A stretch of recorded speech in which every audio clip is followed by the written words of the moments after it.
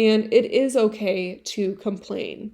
And it is okay to feel how you're feeling in these tough moments that this lifestyle brings. Not every day is going to be perfect and glamorous, and you're just traveling a new city or a new country with your significant other and your family. There are days where you're going to be sitting here missing your family, looking at the space you live in, missing your house back home, and feeling exhausted of the responsibilities, feeling exhausted of the uncertainty and the what's next, feeling the anticipation of having to pack up everything and start over and meet an entire new group of friends. We sometimes feel this need to be perfect and never complain and be positive, and I'm just trying to stay positive. What if we just let ourselves feel how we're feeling? You're listening to Breaking the Ice, a podcast and community created for wives and girlfriends of professional hockey players, but since has turned into so much more. Stories shared by women around the globe who come together for a sense of connection and community. You may be in the sports industry, a hockey parent, an athlete, or a person who just enjoys podcasts, but I can promise you, you'll be inspired by these women every single day, while we evolve through the tips, tricks, do's, and don'ts for all things hockey. And guess what? So much more. For women, by women, but especially for a hockey community. So lace them up and tune in for a new episode every Wednesday. Thanks for listening. Hello, and welcome back to Breaking the Ice. I am super grateful that you are here today along for the ride with this solo episode. I know that you have a ton of choices when it comes to what kind of podcast you listen to, so it is truly an honor that you are here listening to mine. I feel like I get that itch to record a solo episode every so often, and it was just time. I haven't done one since August, I believe, when I flew over here to Europe, and I did a whole episode on travel anxiety. So if you have not listened to that, you can go back and listen, especially if your season is ending soon and you need a little bit of comfort. I feel like certain episodes like that, for some people, it's like a comfort food. It just like allows you to know that your feelings are valid and that you're not alone. And a lot of us go through very similar feelings. So I will throw that episode in the show notes too if you want a direct link to it. But I always like to go back and listen to episodes when I might be going through something that we've talked about, just as like a reminder, because I feel like we definitely can feel in that kind of like isolated headspace sometimes, whether we're going through something travel-wise, contract-wise, friendship-wise, relationship-wise. So there's episodes for essentially every situation that you could run into in this hockey world. And if there has not been one yet, there will be. There's episodes every single week, every single Wednesday. So I'm just truly happy you're here. Today, I wanted to dive into the mental load of this lifestyle. I kind of got inspired by this episode because I feel like you see a lot of things about motherhood and the mental load of motherhood, and it kind of just inspired me for this episode title and topic of the mental load of this lifestyle, because I really don't think that it's something we entirely talk about. I think we start to get accustomed that the things that we do, the things that we sacrifice, the things that we are kind of just used to, they just feel normal to us. And I don't know how many of you guys can relate, because I'm raising my hand right now. I cannot tell you how many times I have had friends or family or just really anyone say to me, I don't know how you do that. I could never do that. I could never pack my kids and move to another city or another country, or I could never live away from my friends and family, or I could never XYZ. I know they don't mean that as a judgment. I know it's not coming from a judgmental place, so I never take it like that. But my response is always, I'm just used to it, or this is just my normal. I don't really have an option, I guess. Like, this is just kind of the phase of life that we're in. But I think that sometimes if we take the lenses off of ourselves and we really sit back and look at our situation, we can really look and be like, wow, this has made me so much stronger as a person. This has made me a better mom. In the long run, probably a better wife, because one day when we live a more so normal life, the little things are going to seem like no big deal after some of the stresses I feel like that get put onto our marriage, our lifestyle, our, just everything. So the mental load. I wanted to make some notes on this because I didn't want to just completely ramble for an hour and have you guys just be confused and lost and not following where I'm going at all. And there was 3 really big points that I wanted to talk about: traveling, responsibilities, and starting over and figuring everything out every single year. And then I wanted to share some of the things that have kind of helped me and my mental process throughout this lifestyle. I was thinking about recording this episode last week, and I'm kind of glad I didn't because I feel like I needed some time to process. I was really kind of in the middle of a little bit of burnout last week, a little bit of frustration, resentment, just kind of feeling the sensory overload that this lifestyle can really bring. So I wanted to give myself a chance to really process it so I can reflect back and kind of share some of the things I was thinking and going through. As every podcast that you might listen to, whether that's Breaking the Ice or whether that's any podcast, I feel like as humans, as people, when we're listening to something, we take what really resonates with us and leave the rest. So I encourage you to do that. This is, again, my podcast, and so I'm sharing everything from my lens and my point of view. And I think that kind of goes without saying, obviously, but I feel like I do like to remind people that what I'm going through and the feelings that I experience, that doesn't mean that's how everybody feels, but it's how I feel. And so I want to, share my experience, whether that's good or bad, with you guys, because that's kind of the whole point of this podcast, so that you can really feel not so alone in your journey. So kind of going back to, I guess, the root of how I started feeling this way. Our league has kind of had a lot of games canceled, rescheduled recently. And there's, they only get really 1 day off a week. We're heading into playoffs. It's just a very busy time. Also throw in a few team events and stuff like that. And so I think it was 2 weeks ago, the guys were on the road for 3 days. And I'm already laughing to myself because I feel like the girls listening that play back in North America, they're probably rolling their eyes okay, Devyn, our husbands are gone for 2 weeks and 3 days is nothing. I would kill for 3 days. But this is all I know. Over here in Europe, the road trips really aren't as long as they are in North America, which hats off to you guys, because I literally could not imagine being at home with ample responsibilities and no help for 2 weeks. You need to give yourself a huge hug, because again, that's just something that we perceive as normal. Oh yeah, my husband's just gone for 2 weeks. That's not normal, you guys. That's huge. What an accomplishment that you got through that amount of time by yourself. Any amount of time without help, with kids, pets, it's a lot. And sometimes I find myself being this is a lot. I feel like I'm doing too much. I feel like I have too much on my plate. I'm trying to work. I have the podcast. I have a child.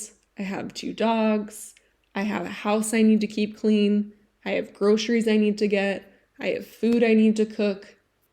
I have a bedtime I have to do every single night. I have to entertain and play with my kid. I have to take my dogs to get exercise.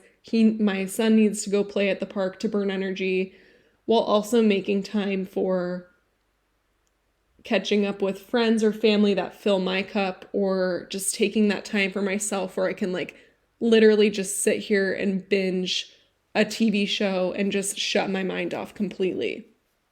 So finding that balance is hard. And I think it's hard even when the guys are here, because as we talked about, which we kind of briefly touched on in Jen's episode of The Unknowns Made Us Stronger, that was a recent one.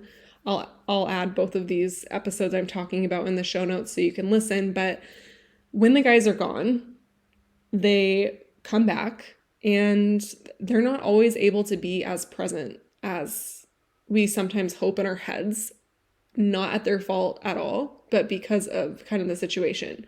Like sometimes they're rolling in at like 6 a.m. on a bus, probably slept like absolute shit on the bus. They're exhausted. I would feel like absolute shit if I was on a bus for 8 hours and came home and had to wake up and just have my partner expect I'm supposed to jump up and do everything, which I certainly don't. I get up. I know, I'm going to get up because I would feel horrible if I got in that late and had no sleep. It's like you need to function, and I'd rather you kind of sleep in so that you can step in later in the day and we can do things as a family. But after you're alone for a few days, a couple weeks, you're like, oh my gosh, I really need to go get a coffee by myself and just veg the F out. So kind of going back to a couple weeks ago, I also want to preface this, and I know every parent can relate. It's like, I absolutely love being a mom. My son is my world. I am obsessed with him. I love hanging out with him. He makes me so extremely happy. But I think I'm also someone that, and as we all are, and as we all should be, it's when you think about what this lifestyle is, one of the sacrifices that you kind of make is that you are away from any sort of help. You kind of step into those responsibilities and roles knowing you're going to be the primary parent. All of our significant others can vouch for us that we are kind of all the primary parent. We're with the kids all the time. We have to kind of adapt and adjust to all these new schedules. And that's kind of, pretty much put all on us because they have practice. They're gone every day. They don't get a ton of time off. And even though they're kind of done earlier in the day, their schedule is very, it's not consistent. They have a game on this day, this day, this day. Okay, now it's this day, this day, this day. And it's kind of hard to follow. When my husband was gone a couple weeks ago, I just kind of really hit that burnout mode because my son is 1, he's 15 months. He's so busy. He doesn't stop. And before, when he first started walking, or he was able to kind of sit and do things more for an extended period of time. But now I feel like I really have to be very hands-on. I constantly have to watch him because who knows what he's getting into if I'm not. And I also have, like I mentioned before, I have 2 dogs. I have 2 large dogs that need exercise. And it's cold here right now. And, I also have to get my son into the stroller. And this is just a little bit of backstory too, is like a lot of the parks here and the grass areas in Vienna, they're off limits to dogs. So I'm not able to kill 2 birds with 1 stone. They're actually not allowed into children's parks either, like even if they're tied up or something. So I can't just take my dogs and, my son out at the same time. It has to be 2 separate trips, meaning if I want to take Crosby to the park, I cannot take my dogs at the same time. I have to exercise the dogs, bring them back up here, then take him out a separate time.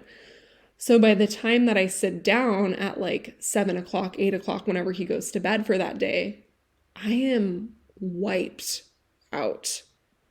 And I'm looking around. My apartment is a disaster. I haven't eaten. And I'm already going through that motion of, okay, I need to go to the store tomorrow. I need to get diapers. I need to do this or that. So that kind of goes with the mental load of motherhood, right? We kind of take on that primary role as a parent, which is fine. Honestly, I don't mind doing it. I love doing it. I feel like if I like to be organized, I like to make sure, I'm not going to get down to the brim where I have one diaper left and we go out and do it. Like I do these things because I operate better when I'm organized. And so those 3 days, I just feel like it was a lot. And I'm kind of thinking in my head, which obviously, again, it's not his fault, it's his job, but like our husbands are gone and they're responsibility free for essentially 3 days, and they're going out to dinner and they're get to sleep in. And I'm just kind of feeling this kind of resentment creep in, because here I am struggling at home, frustrated at home, and the guys are just on the road, just, in Italy, eating pasta and hanging out and doing whatever. And so kind of that inevitable resentment creeps in where it's like, must be nice, So those few days were just a lot. And then the guys got in at 6 a.m. So then the next day was kind of a bust. It just wasn't, it was a regrouping day. The day off was a regrouping day for my husband. So that was kind of building up. And then I kind of started like spiraling. And it's not that I'm like sitting here just like, like huffing and puffing, but it just kind of accumulates. And I'm thinking to what really got it to accumulate was I'm like, since my family didn't come, I accepted that. I understood it, but also it just sucked because I was so looking forward to that being like not only my break, but just like my little sense of home in the season, to be like, okay, my family has now left. It is now January. Now we're like, that was a nice gap of time that I got to see them, feel refreshed, and then I can, so that didn't happen. So then I just felt like that kind of whole time through January was just, like I said, I was in a total funk. It just dragged ass. And then February went by quicker because I'm like, okay, the season's almost done. So I was just kind of feeling like, I don't have help. I don't have a break. I feel like there's no one, like no babysitter or anything that I feel super confident, like just like leaving him with and being able to go. Like I just can't really like completely relax. And then on top of that, and I'm not sharing, again, I feel like I don't even need to say this to be honest, but I just feel like I want to make it a point that my intention is I'm sharing about the load, and I know that you guys will understand and take it as it is. I'm definitely not looking for sympathy. I've kind of processed and moved through my emotions, but I'm sharing with you so that you don't feel like alone, because the mental load is a lot for everyone. But anyways, so my husband's injured. He has a shoulder injury. He had to get surgery on one side like a few years ago, 6-month recovery. Now it has happened to this other shoulder. And he has to get surgery here in Austria after the season. And we're kind of like at a point where we're like, okay, wait a second. So he has to get surgery after the season. How do we get compensated for this? Because we're going to have to go back home. He's going to have to get rehab or physical therapy for it. And then we're going to be out of a contract for the first 3 months because it's a 6-month recovery. So how does that work? And if you're listening right now and you've been in a similar situation, I would genuinely be curious to hear how you guys handle that, because we're kind of like, okay, this is like a really tough spot to be in. Like, does the government pay us? Like, do we have to stay here? It's a little bit messy. So, we're kind of in that talk right now where his agent's trying to figure out what's the best, choice for us, because we don't really know where to go from here. And his agent's like, well, you might have to stay in Austria for 6 weeks and then come home, and then you should get the money. And so, but he doesn't know for sure. He doesn't even know if we can get the money for sure. So we're in like this kind of weird limbo right now. And I'm like, okay, well, I can't stay for 6 weeks because I have my retreat and I don't want to be like, I have to get ready for it. I have to order stuff for it. I mean, there's things I want to do and get settled and organized. So I'm not like moving back into like a chaotic house, So I'm like, well, I can't stay 6 weeks. Like that's really impossible for me to do. And my husband's like, okay, well, you just might have to fly back alone. And I'm like, oh my gosh, like, are you joking? Like, it was just like such a, such a brief, normal thing to say, like, well, you know what? You might just have to fly a 24-hour travel day with our son and our dog by yourself. Oh, yeah, no prob. Sounds good to me. Like, what? Actually, anyone listening that has a 1-year-old knows, or just a busy child, that sounds like actual hell, being alone with no relief and a dog on a plane by myself for that long. So I started to be like upset. I'm like, I did not sign up for this, okay? Like, yes, I'm here. I have accepted the fact that I don't have help. I know that. I know most of the responsibilities are put on me. But I didn't sign up to fly internationally with my kid by myself, and that makes me upset. And so then kind of all three things combined, I just felt very burnt out. I felt really sick of hockey. I was like kind of going through those check marks in my head of, is this still worth it? I am like a pretty uptight person, honestly. And I haven't really always been like this. I used to be, I feel pretty carefree. I could let loose and have fun. But as I've gotten older, and I don't know if that's just because I've become more aware of all of the dangers in this world, but I'm like pretty uptight, probably social media too, just reading stuff online. And so this lifestyle makes me even more uptight. And sometimes it really makes me feel like I'm crazy, because I just feel like I'm completely spiraling out of control sometimes. And I'm not even saying that to be dramatic. Like, it's truly how I feel, especially if you are someone that struggles with anxiety or depression and you get planted into this chaotic lifestyle. It is really hard to feel sane sometimes with all of the unknowns and the changes and the expectations of your responsibilities. So that kind of hit me. So it is possible I could be flying home, which again, at the end of the day, if that's what has to happen, then that's what has to happen. Is there someone that can come out and help me fly home? Maybe. But at the end of the day, like, that's expensive for people, and I don't know. It's something that we have to figure out, but it really, like, the responsibility overload really just started hitting me a couple weeks ago, which leads me into my next topic, which is traveling. So this was kind of added on to it. So, man, the traveling aspect of this lifestyle is a absolute insanity. Just nothing makes sense at all. Whether that's like even before the season or after the season, I think I'll more so kind of speak to that after the season grind, because that's kind of in the stage that we either will all be in shortly or we're about to go through it right now. One thing that I'm actually really fortunate for is this is the first team we've ever been on where they let us book our own flights.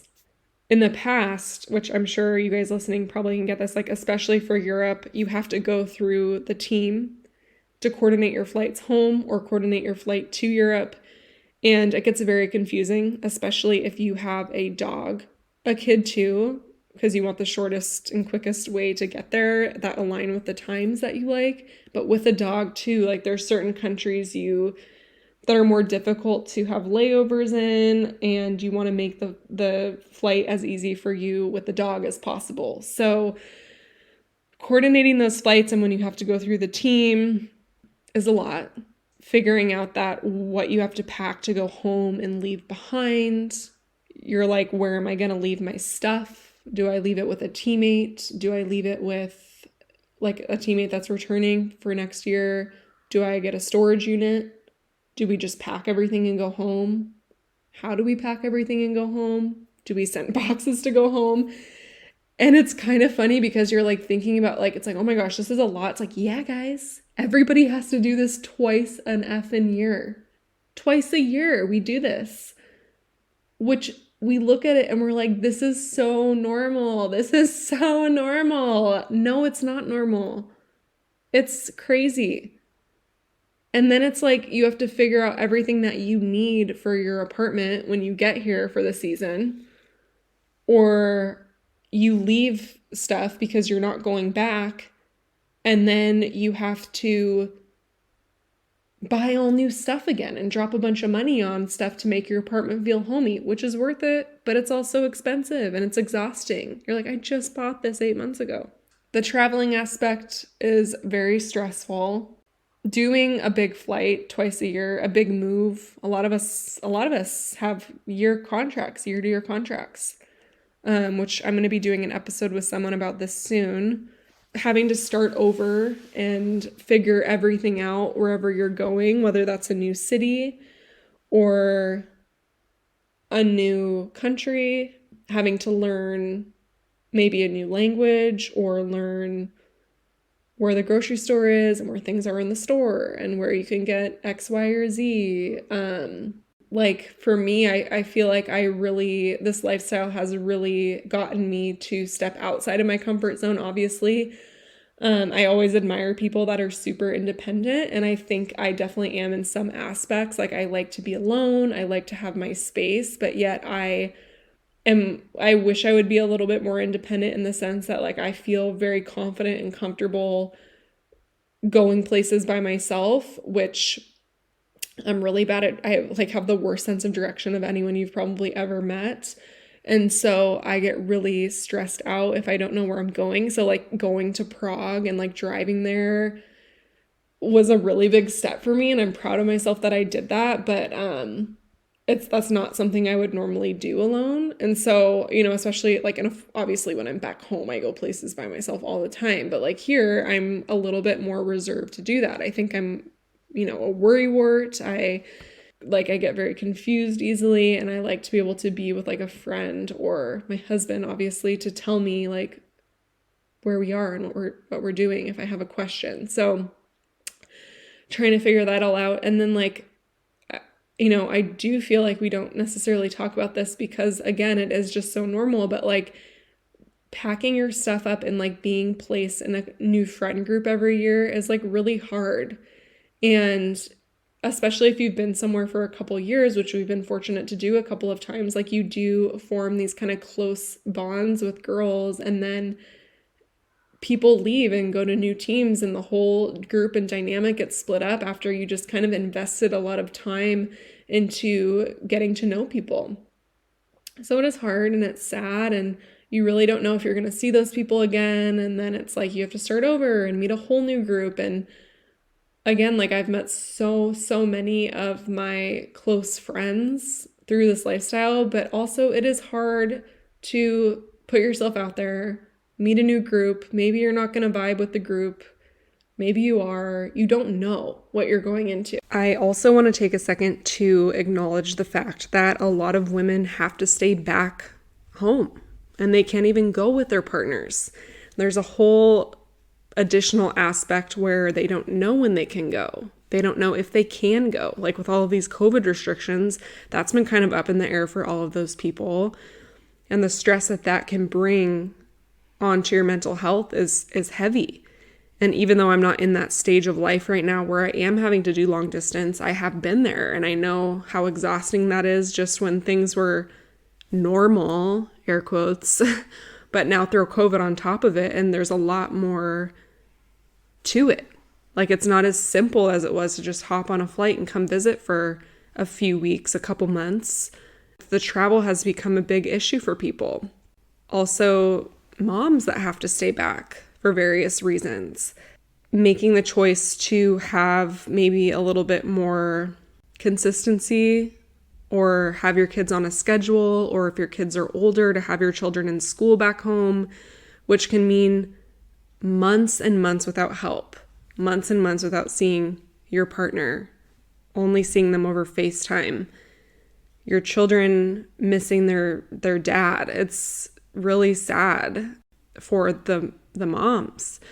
I am a mom, so I'm going to speak to my experience of being a mom in episodes because that's where I'm at right now. But I also don't ever want to say like, just because I'm a mom, it's harder for me, or just because I have a pet, it's harder for me. It's hard for everyone. It's important to show compassion and sympathy because everybody's going through different things in their lives. You know, there's people that are over here and maybe they have a parent or a family member that gets sick or passes away, and they're over here in Europe not able to go home, or they're over in North America across the country, or in a different state, or in Canada and the US. And there's, you know, it's like there's so much that is added to it of just being far away and apart and just feeling that longing for that connection or that longing to go home or to be home.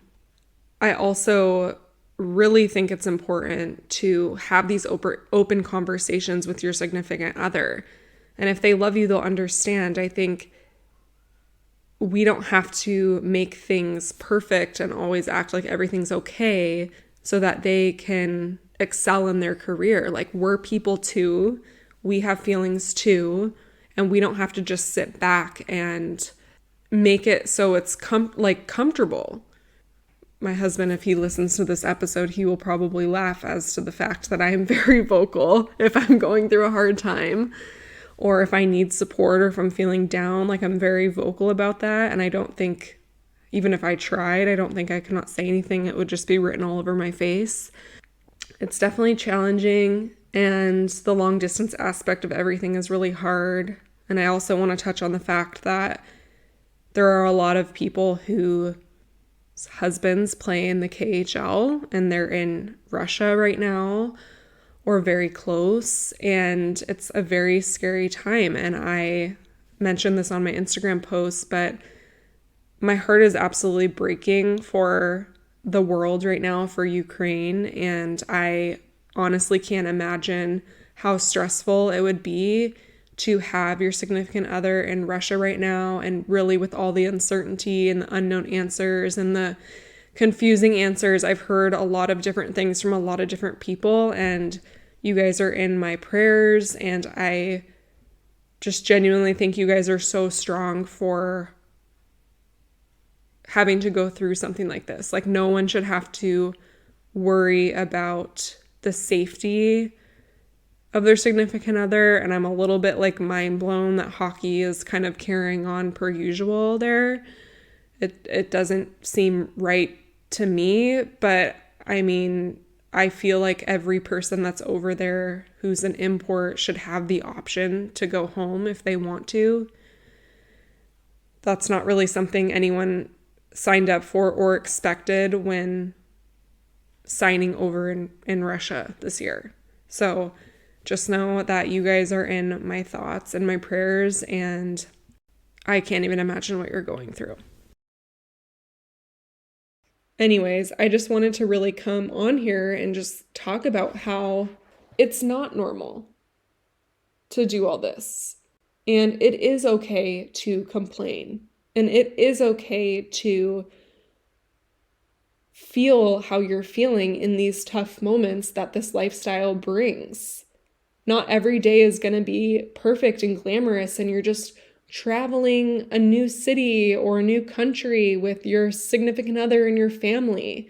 There are days where you're going to be sitting here missing your family, looking at the space you live in, missing your house back home, and feeling exhausted of the responsibilities, feeling exhausted of the uncertainty and the what's next, feeling the anticipation of having to pack up everything and start over and meet an entire new group of friends. We sometimes feel this need to be perfect and never complain and be positive. And I'm just trying to stay positive. What if we just let ourselves feel how we're feeling without...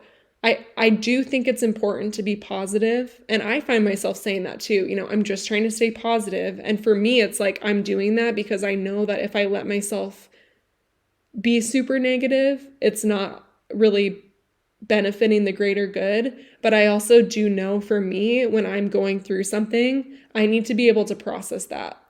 If I'm shoving my feelings under the rug and I'm like, don't think about it, it's fine, we got to get through this, we got to power through, we got to be busy, we got to hustle, we got to be busy, it'll hit me like a ton of bricks.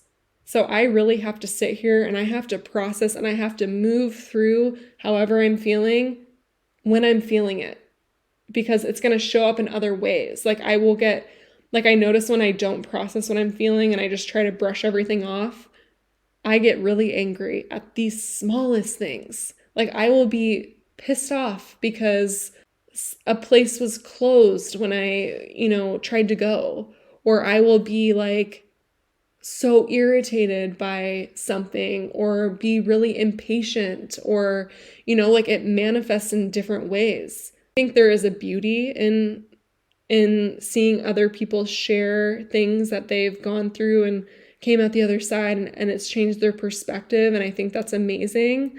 But I also think a lot of people don't talk about things when they're going through it, like when they're in the meat of it and they're in the meat of these situations. It's like you're working through it and you're processing it, and maybe you're feeling this way and your husband knows you're feeling this way or your parents know you're feeling this way, but your husband kind of has a different perspective because he's on this team. He has his routine, his teammates. You're here for his job. And if you're, kind of venting or talking about your feelings with your parents, that's really good emotional support because they know you and they understand you if you're close with your family. But I also want to encourage you to not be afraid to talk about these feelings with other people maybe that are on the team, maybe other girls. And I think there needs to be kind of a discrepancy between the girls where it's okay and it's like a safe space to have these tough conversations. Because if these tough conversations are not happening, then we feel even more alone, especially in this world with like COVID. These 2 years have been some of the hardest years of my life. And having these conversations with women over the Instagram page or through the podcast has really broadened my perspective and has made me feel a lot more validated in the experiences that I've been having. And I hope that this is doing the same for you. I hope that you guys are able to make connections with people in this community. I hope you're able to listen to episodes and really, really resonate with what we're talking about, because I try to obviously be a neutral person for topics, but I also don't want to not talk about the hard stuff because it's hard. If we're not like being vulnerable and opening ourselves up, we're really missing those opportunities to form deeper bonds with people. And having conversations when times get tough and being like, this sucks, I'm having a hard time, you'd be surprised at the people that will show up for you. And also by talking to other people, whether that's on your own team or if you don't feel comfortable doing that, talking to another person in the community. Maybe that's a person who you listen to their podcast and that person you just felt a connection to and you just want to reach out to. They get it. These girls get what you're going through. Your parents, your family, your friends back home, they might not get what you're going through. So they might give you advice or an opinion from a standpoint, but not really understanding completely everything. So if you're going through a hard time or you're stressed or you just need someone to talk to, don't be afraid to be open. That allows also as a lesson of growth for you, especially if you're introverted. Sometimes I feel like I share too much with people. I'm like, oh my God, this was too much probably for them. But I've also learned that I need to delegate. One of the things I've actually only done it twice this year. I'll probably do it again towards the end of the season, but I have hired a house cleaner because there was a couple weeks where I'm like, I can't do it all. I'm feeling overstimulated by the mess. I feel like I'm nonstop cleaning and there's still crap everywhere. And for me, that's such a shit feeling because you're like, I'm exhausted. I've spent all this time cleaning. I'm frustrated now. And I think it was like a month and a half ago, I'm like, I'm having a house cleaner come tomorrow. I just Googled house cleaners near me, Vienna. I picked someone that could come tomorrow. It was like $20 an hour or something like that. So like the total was like 60 euros for 3 hours of cleaning. And I just felt better. So sometimes you need to delegate those really easy tasks because it makes you feel better and it's good for your mental health. Hiring a babysitter too is important. whether that's even like you put your child down for the night and you and your husband go out for a date night and someone can come just sit here. Not necessarily like, I mean, I think it is good to try to schedule that if they're on the road, to have someone give you a little break in the day to actually engage and interact with your child. The date nights are important. And I think like my husband, he'll be like, oh, why don't we just bring Crosby, or we don't need to hire a house cleaner. We'll just clean it ourselves. And I'm like, it's kind of not the point though. Like he kind of misses the point with that. I'm like, the point is like, it's too much for me. And I'm really trying to recognize this feeling that comes up when I need help. It's a feeling. It's kind of funny because I try to relate it to, you know, that feeling when you haven't eaten for a while and you start to get really irritable and you're really cranky, but you really can't help that you're feeling that way, but it's all because you're hungry. And then you're like, damn, I am a biatch. But no, you're just hungry. You're actually just hungry. And the same goes for sensory overload. When you have all of these responsibilities and you have so much going on, it's like, can I clean my own house? Yeah. Can I watch my own kid? Obviously. But I am feeling like I need a break from this. I need a break for a few days and would like, yeah, there's going to be a mess, but I'm talking about I need someone to come deep clean this place because it's too much for me. So I try to explain it from that lens of like, it is kind of a funny feeling though that comes up. It's like I feel this overwhelming feeling of, oh my God, I can't, my mind's just racing. So I know in that moment, you need to delegate. You need to get some help. Or the same goes for like cooking. You know what? I don't have the patience tonight to cook or to sit and wait for dinner to be made. So we're ordering takeout, and that's what I need in this moment to be able to relax and to take something off my plate. Or I've gotten better about asking my husband, like, okay, we need to go to the grocery store, but like, I don't want to go. Like, we don't need to go together, but I also would like a break from being a mom. So can you please take Crosby, go to the store, here's my list. Perfect. Or I'm like, hey, the dogs need exercise. Can you take Crosby and the dogs to the dog park so I can be here alone and so I can clean alone? Or like, I try to ask myself every single day what I need to do to feel set up and good for the day. So like, especially when Charlie's on the road, like if Crosby's napping and I like didn't get a lot of sleep that night before, or like I went to bed too late or something, or he got up super early, I'm like, you know what? Do I have things that I could do right now for work? Or could I get up and clean and mop the floors? Yeah, I could. But are these things that need to be done this moment? No, they're not. But I am really tired. And I feel like right now, my energy is really sacred because I need my energy to continue throughout the day since I'm here by myself.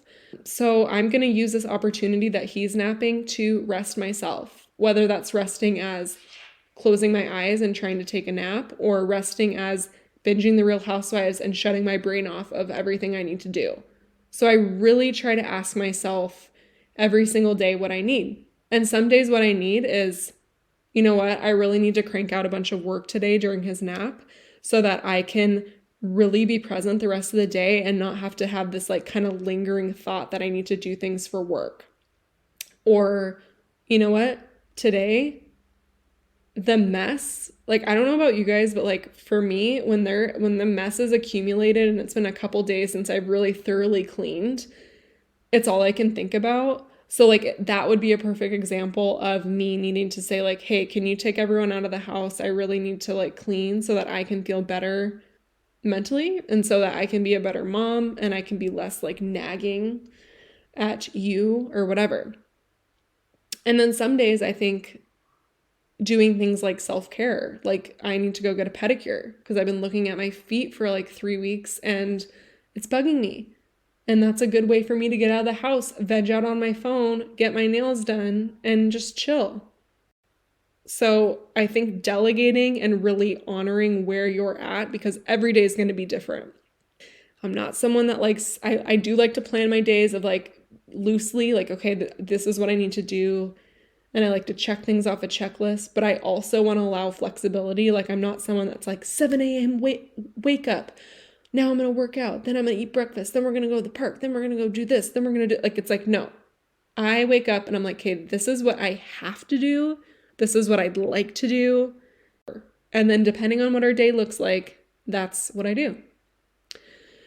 So I feel like that was a lot to be spewed at you guys, but I hope that you grabbed something from this recording, because I just wanted to share that you're not alone. This is a lot. This can be heavy. If you are finishing up your season here soon, I hope everything goes really smoothly for you. I know it's overwhelming to do that packing, moving, cleaning situation, but I plan to share some advice on the Instagram page, so make sure you're following along with that. I hope to just spread some guidance as we're kind of going through the motions of that as well. We'll probably be here for at least another month, maybe month and a half, depending on how playoffs goes and the surgery and everything like that. But obviously this community is really close and special and important, and to be able to kind of share and connect during these times and these transitions, because this moving back home is another transition. So we're all about to go through this new transitionary, is that a word? I don't even know, transitionary phase together collectively. And I think it's important to talk about. So anyways, the mental load of this lifestyle, we are all rock stars. We do not give ourselves enough credit. I think we all need to take a million vacations a year.